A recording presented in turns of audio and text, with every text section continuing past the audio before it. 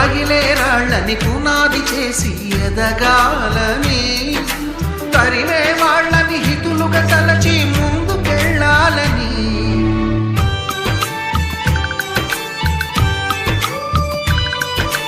కన్నుల నీటిని కలల సాగుకై వాడుకోవాలని,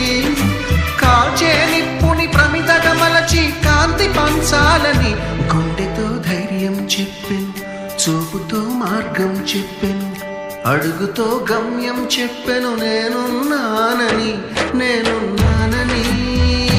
నీకేం కాదని, నిన్నటి రాతని మార్చేస్తానని.